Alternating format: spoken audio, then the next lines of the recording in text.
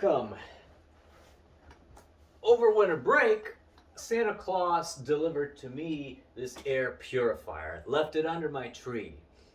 Except in this case, Santa Claus was actually Membrane Solutions, and they gave me this MSA3 model air purifier in order for me to review it. Now, a bit of a disclaimer. Yes, I got it for free, and therefore, I'll be biased towards talking favorably about it. Just something we do, subconsciously or consciously. So with that disclaimer out of the way, let's start the party.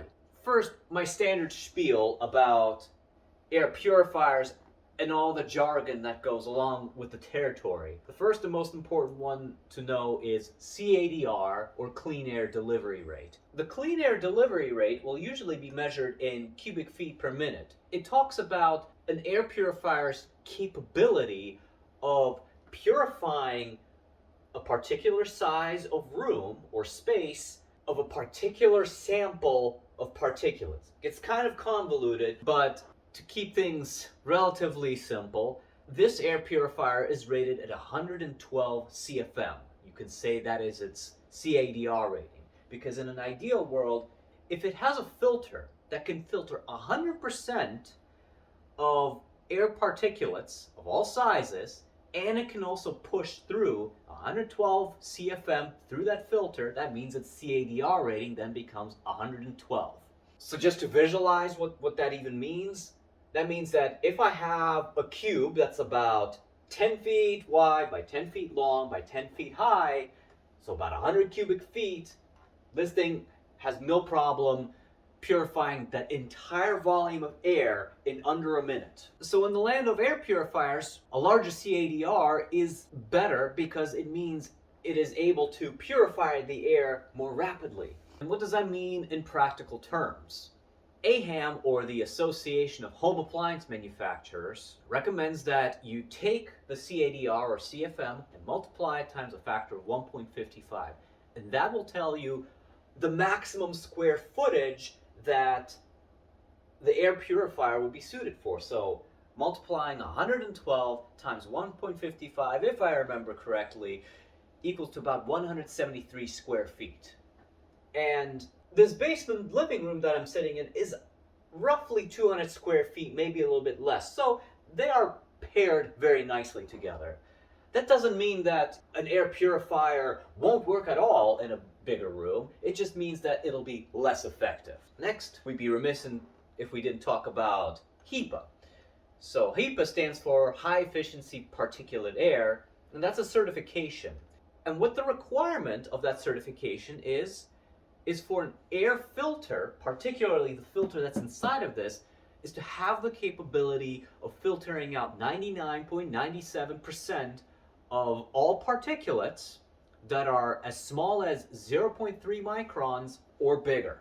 That's what that means. And unfortunately, every manufacturer has a kind of a different way of wording it. Sometimes they say HEPA-like or like HEPA. That's probably fake news. If they say that, then it's probably not an actual HEPA filter and they're trying to pull the wool over your eyes. This, however, says it's a true HEPA filter, and if my research is correct, if they're using that particular language, that means yes, it is an actual HEPA filter. I'm just telling you what I know, man. Honest. So with that out of the way, let's talk turkey. Allow me to give you a quick rundown of this air purifier's features. We got a power on button, and let's go, I suppose, from left to right.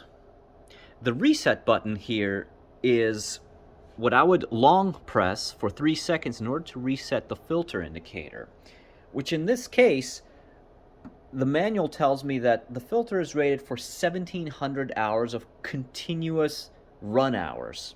And what that actually converts to in human time is around 71 days. So if I were to run this thing for 71 days, 24/7, never turning it off, then I can expect this filter light to go off, which is actually very, very frequent. Every 2 months, I'm then expected to change out the filter. And I'll go over that in a second, but that seems quite high to me. I haven't seen filters require a filter change that often. Usually they ask for anything from 6 to 12 months. Next up, we have this turbo button. All this does is turns on the maximum speed of the fan. So no matter what the speed setting is that I have selected here, if I press the turbo button, it just kicks it into high gear. And interestingly, it reverts it back to the middle setting by default if I press the turbo button again, regardless of what the previous position was. So check this out. I have it at minimum setting, turbo button again. Now I'm at the medium setting. That's interesting. The sleep button does the following. When I press it, you'll see all the lights turn off, and the fan speed reduces itself to its quietest and lowest setting. This is in theory for light sleepers if you don't want a noisy purifier, and also because we don't want to see any lights. Likewise, we have the light button, which is basically almost a similar function, except all it does is turn off the lights.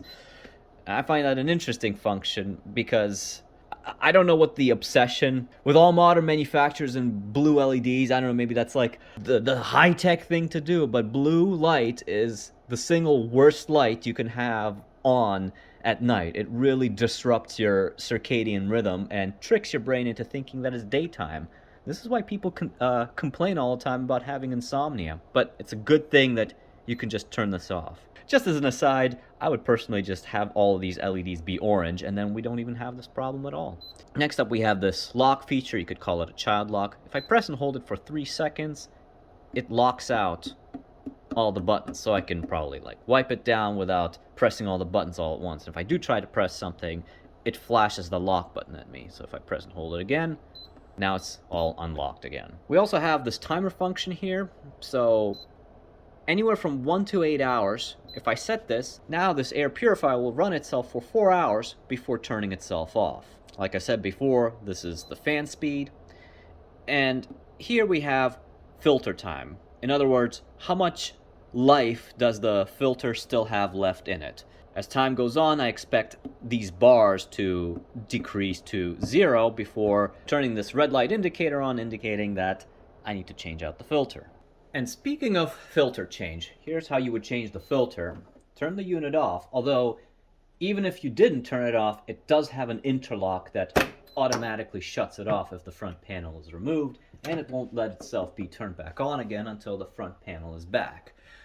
They do have a QR code conveniently pasted here, which is a link to a replacement filter, which is $40, by the way. Inside we have only one thing, and that is the HEPA filter itself. And it is basically an all-in-one solution.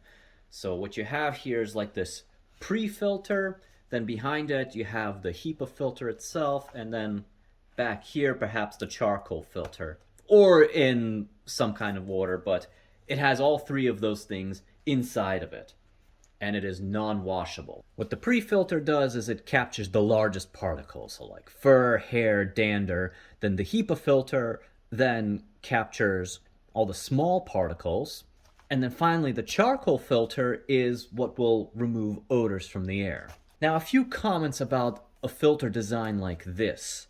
What I'm used to seeing in more expensive models, now this is $99, what you'll see is a washable pre-filter, which is just a mesh. And I think that's a highly advantageous thing to have, because I suspect the reason that they ask you to replace this so frequently is because most likely this gets gummed up very quickly, especially if you have pets, or if you put this in like a really greasy area. What I mean by that is like a kitchen. You'll find that the oils that fly around in the kitchen attract themselves like a magnet to stuff like this. And now when you don't have a pre-filter that you can wash, I then assume that by extension this is what rapidly deteriorates the life of a pre-filter. So that's just something I like to see in an air purifier, because it gives you an extra dimension of maintenance. Otherwise, you'll be shelling out quite a bit of money to run this. Because if we go by their schedule, which is 70 days, so once every 2 months, that's 6 filters a year, and that's $240 a year just to run this machine. And that's a little crazy. Last but not least, we have a directionality arrow here, which tells us which way we need to install this filter. And another note, almost all air purifiers, including this one, have the filter itself inside the unit wrapped in plastic. So never unbox an air purifier out of its carton crate and then just turn it on. It's going to do nothing and is more than likely to damage it because the fan won't be able to push air through the unit and will probably burn itself out rather quickly. Ask me how I know. The first air purifier I ever bought, I ran it for like 3 months with a placebo effect thinking that it was doing something, but it wasn't actually doing jack shit for me. Next, let's talk electricity consumption. I've got my kilowatt here. This is just something that measures how much power something consumes. So I'm going to set it to watts. Some people prefer volt amps, but I'm going to use watts. I'm going to turn on the unit. And on the lowest fan setting, we are at 17 watts. If I kick it up to the medium fan setting, I'm at 20.4. And on the highest setting, I'm at around 26. So even on its highest setting, it doesn't use too much more electricity than a relatively weak incandescent bulb, or 3 LED bulbs equivalently rated at 60 watts. Not bad. Another thing I like to do is measure the noise levels. Now, noise levels can be a relative thing. I don't know if this really means anything to anyone, but I've got my sound pressure meter set at dBA, or I've got A weighting selected, and I'm about maybe 3 feet away from the air purifier. You can hear that me talking is at around 60 decibels, and here's the unit at its quietest setting. Too low to pick up, but it's pretty dang quiet, like whisper quiet. Middle setting, still too quiet. And the highest setting. And we're at around 50 decibels here. So even on the highest setting, it's basically quieter than a normal conversation, which is good. Now, does this thing actually work? Does it purify the air? And I don't know if this test will actually mean anything, but I noticed that when I turn my projector on, I can actually see all the dust that's in the air. So this is this room in a state where that thing isn't running.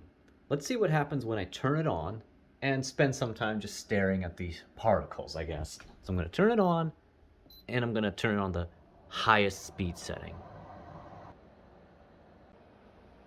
So here we are about 5 minutes in. And here we are 10 minutes in. An interesting note about CADR or CFM ratings, they are rated at the highest fan speed. So when we say 112 CFM, that means with the fan running in the highest setting. Just thought that's an interesting thing to note. Now let's go over some final thoughts I have over this air purifier. So overall I think it's fine, but I do have some mixed feelings about it. So number one, let's talk price. I use a little extension on my browser called HEPA, and it plots the price history of any particular thing on Amazon, which I find a useful feature. And I noticed that this fluctuates between around $92 all the way to $140. It seems that $140, $130 seems to be the most common price for it, but it does dip down every so often to $99. $99 I think is a fair price for this. Me personally, I would not pay $140 for this, and that's where my mixed feelings come from, is because changing the filter at $40 every 70 days, that's a lot to ask for. I'm not saying that you have to, but something tells me that if you were to keep this in in a household that has a lot of particulates flying around, especially pets, or you cook a lot, it may become actually somewhat necessary in order for it to keep performing at its full potential. I would love to see a air quality indicator built into this.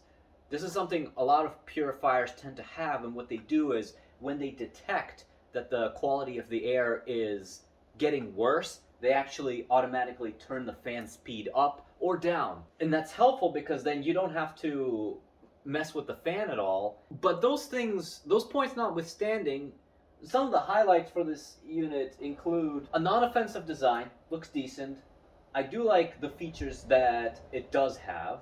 For 99 bucks, it's pretty good. Personally, I would keep it in a space like this basement. It's not a space I frequent too much, and I only go down here to watch movies or play board games, whatever. So I only spend, like, I don't know, 5 hours down here a week, maybe 10 hours a week. And so when I come down here, I turn this thing on. It's not running all the time. It frankly doesn't need to be. So I'd only get it if you're looking for something low to medium duty, not something that you use on a daily basis, because otherwise, like I said, you'll be paying a lot of money for a whole bunch of replacement filters. But if I use it like this, like 10 hours a week, that filter is going to last me all year and I don't have a problem with that. So with that, I hope this has been helpful. Thank you for watching, and I'll see you next time.